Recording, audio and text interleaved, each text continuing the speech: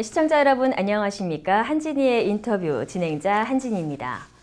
오늘은 경상북도 의회를 대표해서 도민들의 삶의 질 향상을 위해 다양한 의정 활동을 펼치고 있는 박선아 도의원님 모셨습니다. 의원님 안녕하세요. 예, 안녕하십니까. 반갑습니다. 네, 반갑습니다. 먼저 자기소개와 함께 새해를 맞아서 도민 여러분들께 인사 한 말씀 부탁드립니다. 네. 경상북도 도민 여러분 안녕하십니까. 2025년 새해가 밝았습니다. 을사년 새해에도 여러분의 가정에 건강과 행복이 가득하시기를 진심으로 바랍니다. 지난 한 해 어려운 상황 속에서도 따뜻한 공동체 정신을 지켜낸 도민 여러분께 진심으로 감사의 말씀을 드립니다. 저는 경상북도의회 기획경제위원회 위원으로서 그리고 경상북도의회 장애인교육특별지원위원회 위원장으로서 지역경제발전과 차별 없는 교육 현장을 만들기 위해서 노력하고 있습니다. 앞으로도 도민 여러분의 목소리를 정책에 반영하고 또 경상북도의 경제와 사회복지 발전을 위해 최선의 노력을 다하겠습니다. 도민 여러분께서도 각자가 꿈꾸시는 목표를 향해 한 걸음씩 더 나아가고 새해 복 많이 받으시기를 바랍니다. 네, 의원님도 새해 복 많이 받으시기 바랍니다. 감사합니다. 네, 제가 의원님과는요, 김천시 장애인복지관 관장으로 계실 때부터 인연이 있었거든요. 관장으로 계셨던 경험과 또 직접 장애를 겪고 있는 그 경험을 통해서 우리 의정 활동을 하는 데 있어도 많은 영향을 미치고 있을 거라는 생각이 듭니다. 혹시 의원님께서 가장 중요하게 생각하는 의정 철학이 있으실까요? 예. 저는 장애 복지 문제는 단순한 서비스를 제공하는 차원을 넘어서 장애인의 자립과 삶의 질 향상을 도모하는 방향으로 나가야 된다고 생각을 합니다.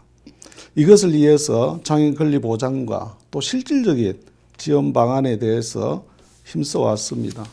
그래서 그 예로 경상북도 장애예술인 문화예술지원조례라든지 또 특히 경북 장애인 드론 교육훈련 지원조례 그리고 중증장애인 자립지원센터 설치 및 지원에 관한 조례를 제정해서 경상북도 장애인의 자립 그리고 사회 참여를 촉진했습니다.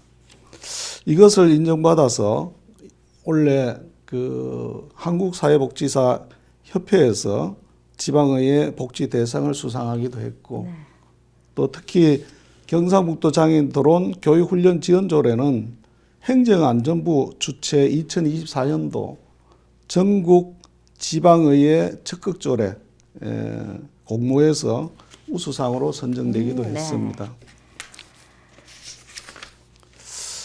저희 의정활동 전략을 조금 말씀드리면 첫 번째는 약자의 동행입니다. 약자를 위한 대변인이 되는 것이죠. 중증장애인 당사자로서 장애인 단체장도 경험을 했고 또 김천에서 장애인복지관 관장으로서 현장에서 활동한 모든 어린 경험들을 바탕으로 해가지고 지역 장애인이라든지 또 북한 이탈 주민이라든지 또 다문화 가족이라든지 또 영세상공인 이런 분들 어렵지 않습니까? 네. 이런 소외된 분들의 삶을 질을 향상하기 위해서 또 개선하기 위해서 변함없이 최선을 다했습니다. 그리고 두 번째는 경상북도 경제 활성화를 위해서 노력하려고 합니다. 네. 저는 경상북도 의회의 기획경제위원이거든요. 네. 그래서 지금 보면 경제 현장을 보면 우리 김천만 하더라도 예가페라든지 또 혁신도시 KTX 예가페 빈촌부들이 굉장히 많습니다. 네. 비단 우리 김천만 그런 것이 아니라 제가 의회 가느라고 안동 나가본 그런 현상이 있고 얼마 전에는 세종시를 가봤는데 세종시도 그렇습니다. 그래서 이런 어려움을 겪고 있는 분들의 문제를 해결하기 위해서 적극적이고 진정성 있는 의정 활동을 하려고 합니다. 네. 그 약자의 대변인이 되겠다 하는 네, 그 네. 말씀이 굉장히 가슴에 와 닿는데요. 네. 의원님께서는 초선인데도 불구하고 굉장히 많은 조례를 발의하신 걸로 제가 알고 있습니다.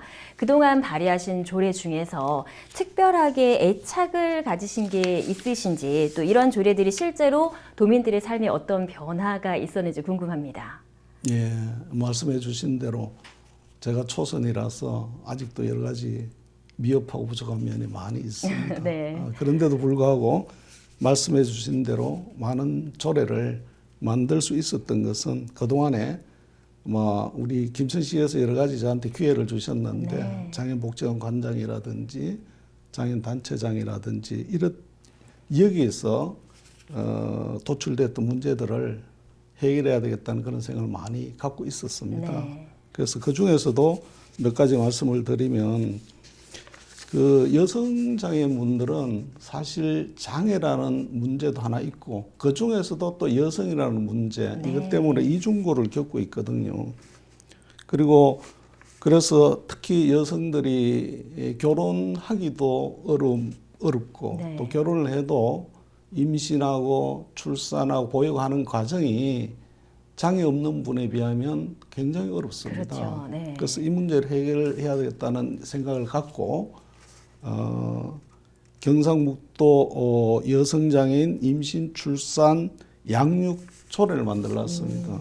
그래서 이 조례가 선언적 의미에 그치지 않고 실제로 경상북도 여성장애인 복지관에서 현재 이런 여성들에게 저출산 극복할 수 있도록 프로그램을 만들어서 지원하고 있는데요. 특히 여성이 임신을 앞두고 있다든지 네. 임신을 하고 있다든지 또 임신해서 출산했을 때 60개월 이하의 영유아를 이렇게 키우고 있는 경우는 양육 서포터즈 프로그램을 만들어서 현재 지원을 하고 있다는 말씀을 드립니다. 네. 두 번째로는 중증장애인 자립지원센터 운영조례입니다. 이 중증장애인 자립지원센터가 김천에도 있죠. 의모에 네, 네. 있는데 이게 2006년도에 설립됐습니다. 설립되는 과정을 보면 특히 장애 유형이 장애인복지법 시행령에 15가지가 있는데 네. 그 중에는 지적장애나 이런 분들의 부모님들은 이 자녀들이 학령기를 지나면 이제 어디 대학을 진학한다든지 아니면 일반적으로 취업을 한다든지 네. 해야 되는데 그게 너무 어려움이 있으니까 그렇죠. 네. 이 부분을 도에 호소를 했습니다. 2006년도에. 그래도 잘 안 되니까 나주는 정말 있어서는 안 될 일이지만은 그걸 관철하기 위해서 지사실을 점거하기도 하고 했었는데 네. 그래서 생겨난 것이 중증장애 자립지원센터입니다. 이 센터는 17개 강력시도 중에 우리 경북만에 오로지 있는 거거든요. 네. 예. 그런데 이것이 만들어지긴 했는데 장애인복지법에 의한 장애인시설 종류에 포함되질 않습니다. 네. 그러면 여기에 맞는 입법을 해야 되는데 정말 조례가 있었어야 되는데 2006년도에 만들어서 지금까지 없었거든요. 네. 없어서 제가 의회 가자마자 행정사무감사 때나 또 업무보고 때나 또 예산 편성해서 심사할 때나 여러 번 이 문제를 이제 지적을 하고 만들자 해서 어렵게 작년 2024년 6월 27일에 이제 제정이 됐습니다. 네. 그래서 제정이 되니까 그동안에 이 중증장애 자립지원센터가 자립을 목적으로 하는 기관인데도 불구하고 주로 보호에 머무는 이제 이런 상황이었었는데 이 법적 근거를 말했기 때문에 앞으로 중증장애 자립지원센터에서는 자립 업무에 더 중점 줄여갈 수 있는 그런 효과가 있었다고 생각합니다. 네. 말씀을 듣다 보니까 진짜 장애인들을 위해서 실질적인 도움이 되는 다양한 활동을 해오셨다는 생각이 듭니다. 의정 활동을 하시면서 아까도 말씀을 들어봤지만 좀 많은 어려움도 있으셨을 것 같은데 그 중에서도 그럼에도 불구하고 가장 큰 보람을 느끼셨던 순간도 있으셨을 것 같아요. 네, 여러 가지 어려움이 있었던 건 사실이죠. 네. 우선은 제가 이제 초선이니까 많이 공부를 해야 되는 입장이 있었고 또 조금 전에 말씀드린 그런 조례는 8년이 지나도록 거기 이제 조례가 못 만들어지는 네. 이유는 공무원들도 많은 노력했는데도 불구하고 잦은 인사라든지 또 그에 걸맞는 조례 외의 규칙들도 만들고 여러 가지를 해야 되는데 그런 어려움이 있어서 안 되고 있었던 거거든요. 그러나 제가 진정성을 가지고 말씀을 드렸을 때 많은 분들이 또 호응을 해 주셔서 그렇게 만들 수 있었다는 말씀을 제가 드리겠습니다. 예, 그 중에서도 가장 기억에 남는 것은 지난해 연말 행정안전부에서 실시한 전국에 있는 그 지방의회 하면 광역 기초 다 포함해서 이야기입니다. 그래서 적극적인 조례를 만들라는 것을 공모를 했었습니다. 공모를 했는데 제가 그 지금 현재 이제 4차 산업혁명 시대로 들어가니까 결국은 그 AI라든지 사물 인터넷 이런 것들을 융합해서 이제 만드는 거는 산업사회로 접어들면서 이 장애인들로 봐서는 현재 고용률이 낮고 실업률이 굉장히 높은데 그 고용된 사람들조차도 대부분에 보면 일시적인 또 저임금 이런 단순 노동 직장에 노동으로 이렇게 집약돼가 있기 때문에 그렇죠.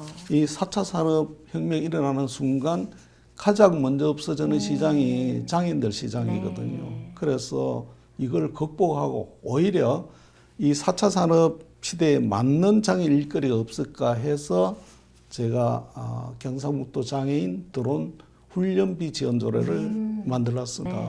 이걸 만드는 과정에 저도 한번 이거를 직접 체험해보고 우리 장애인들이 직접 이 훈련을 받을 때 어떤 의미 있을까 또 어떤 지원이 필요할까 알기 위해서 작년 1월 달에 2024년 1월 달에 필기 시험을 저도 보고 직접 또 드론 실기 시험을 보기 위해서는 교육기관에 등록을 해서 수강생으로 등록을 해서 연습을 해서 작년 6월 달에 제가 일종 드론 자격을 득했습니다. 예. 그걸 바탕으로 해서 조례를 만들고 또 집행부에게도 그렇게 설득을 하고 또 이제 그렇게 해서 지금 선언적 의미의 조례가 아니라 5천만 원의 예산을 편성해서 17사람이 현재 훈련을 받고 있습니다. 그 중에 한 분은 이미 합격했다는 소식을 제가 들었고요. 또 더 기쁜 소식은 올해도 예산이 편성이 돼서 또 5천만 원이 돼서 17명이 또 추가적으로 한다 합니다. 그런데 이제 여기서 보람도 있지만 저도 노력하고 우리 모두가 노력하면서 좀 협력해야 되겠다고 생각하는 건 뭔가 하면 그 훈련을 받고 자기를 득하라는 목적이 당연히 그걸 통해서 직업이 생기는 겁니다. 네, 취업이 돼야 되고 또는 창업을 한다든지. 그래서 저는 개인적으로는 우리 도내의 각 시군의 농업기술센터 또 특히 농협 뭐 드론과 농약을 친다든지 또 드론을 이용해서 우리가 울진에 몇 년 전에 큰 산불이 나가지고 굉장히 어려움이 있었잖아요. 그때 보면은 산불 진화를 여러 가지 노력을 했지만 그 굉장히 피해가 컸습니다. 그러면 산불을 진화하는 것도 중요하지만 제 생각은 예방하는 게 더 중요하다 생각합니다.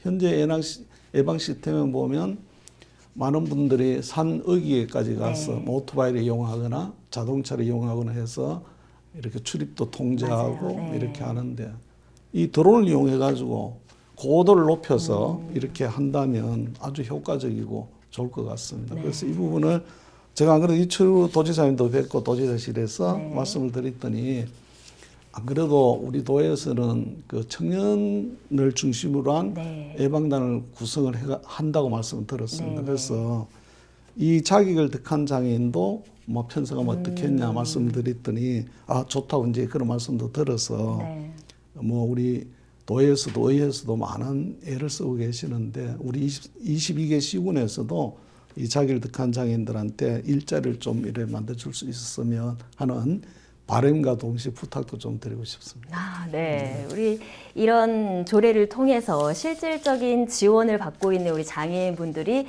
정말로 취업을 하고 창업을 하고 실질적인 도움이 될 수 있을 거라는 기대감이 드는데요.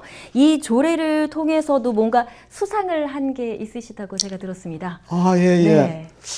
조금 전에 드린 이 조례를 통해서 수상한 것이 행정안전부에서 네. 2023년도가 1회고 작년 2024년도가 2회인데 전국 지방의회가 만든 적극 우수 조례를 공모했습니다. 그래서 네네. 공모를 받았는데 우리 도에서도 여러 개 조례를 이제 공모에 신청을 했는데 이 조례가 네. 가장 이 시대에 맞는 조례다, 창의적인 조례다. 그리고 선언적 의미의 조례가 아니라 실질적으로 실천 가능한 조례다 해서 전국에서 심사를 최종 심사 5개 안에 이게 들었거든요. 네. 그 5개 안에 든 거를 가지고 국민 심사를 했는데 최종적으로는 3등에 대해서 네. 우수 상을 받는 조례가 됐습니다. 아유, 축하드립니다. 고맙습니다. 앞으로도 고맙습니다. 더욱더 좋은 조례를 많이 발의하셔서 더 활발한 활동을 하시기를 기대해 보도록 하겠습니다. 노력하겠습니다. 네.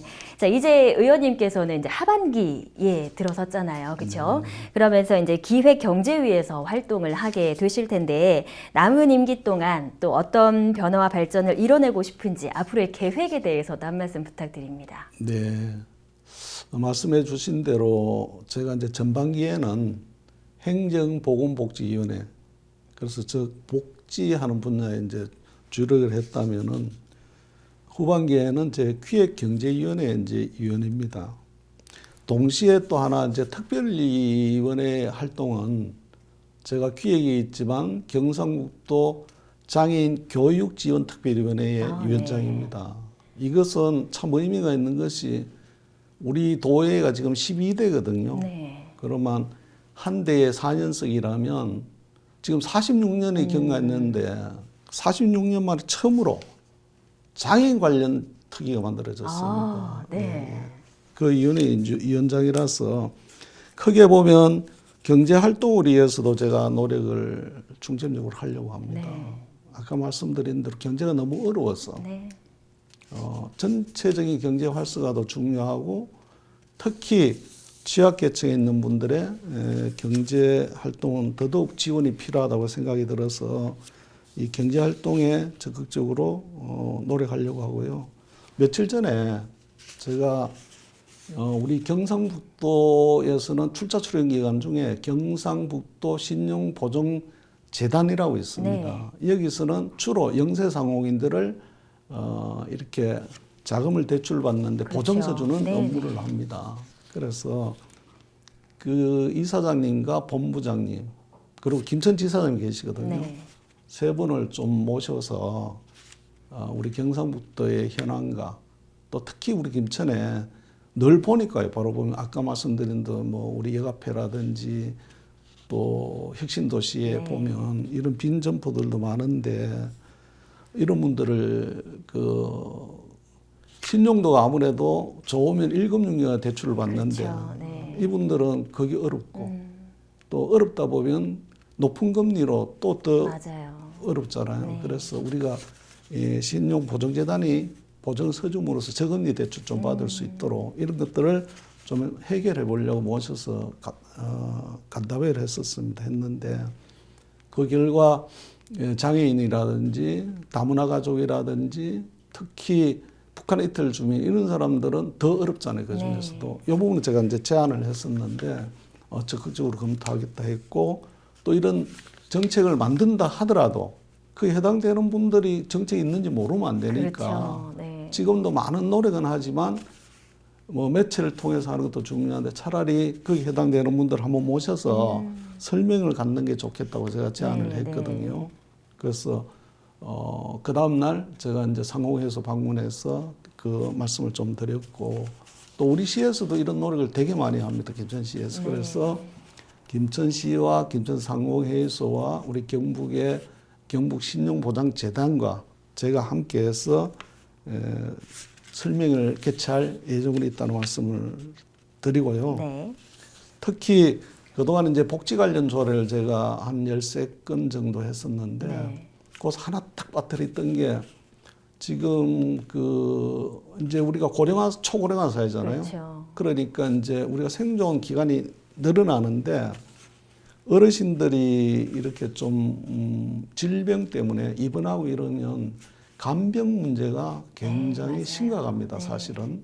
그래서 우리 말에 긴병의 효자 없다는 말이 그렇죠. 있습니다. 그래서는 안 되지만 네. 경상북도 간병비 지원 조례를 만들었었습니다. 네. 예. 이제 이런 데 치중했다면 앞으로 기획 경제 위원으로서 제가 1월 23일 날 우리가 본회의가 개최되는데 네. 이때 경상북도 분산 에너지 활성화 지원 조례를 상정하려고 합니다. 네. 이 조례는 제가 작년 11월 7일, 8일 행정사무감사할 때 우리 경상북도 에너지 산업국을 하기 위해서 여러 가지 자료를 보던 중에 분산 에너지라는 용어 하나 발견을 하고 이게 뭘지 네. 싶어서 찾고 찾아보니까 작년 5월 24일 날 분산 에너지 활성화 특별법이 법이 제정이 되었더라고요. 네. 아, 이게야말로 우리 김천도 그렇고 경상북도 22개 시군 또 경상북도가 이거 활성화를 하기 위해서 조례를 만들어야 되겠다 해서 그때부터 제가 이제 자료를 찾고 준비를 했거든요. 네.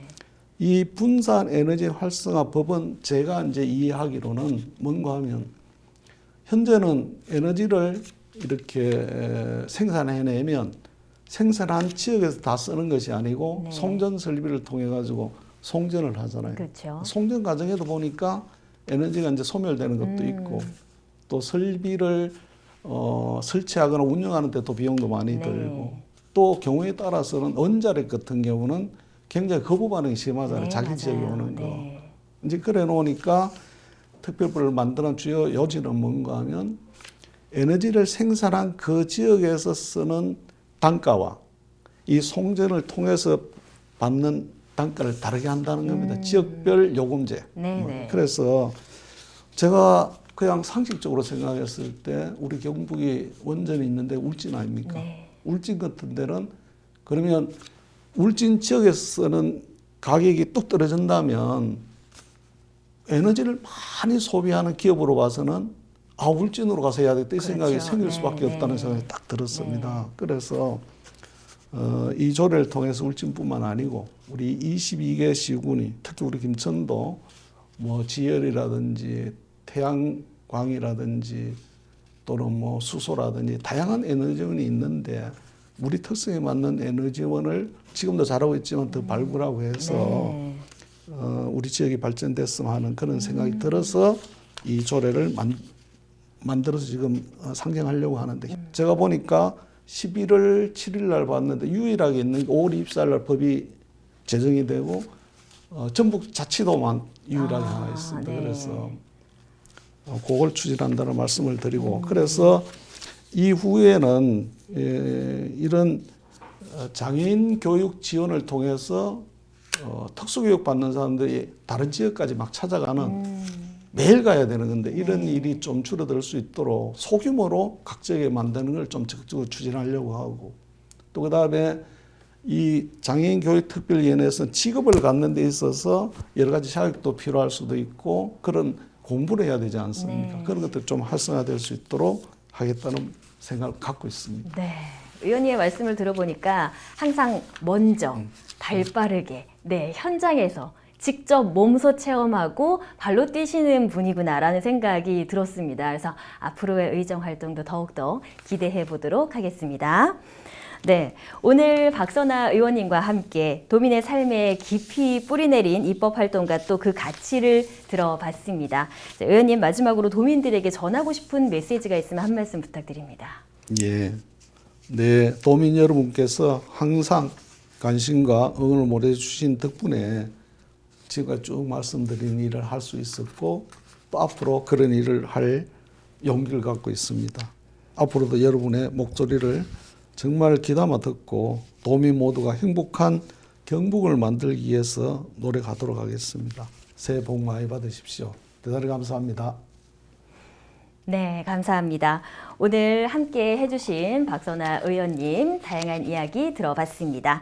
한진희의 인터뷰는 다음에도 더욱 의미 있는 이야기로 찾아뵙도록 하겠습니다. 시청해주신 여러분 새해 복 많이 받으시고요. 다음 이 시간에 다시 인사드리겠습니다. 고맙습니다.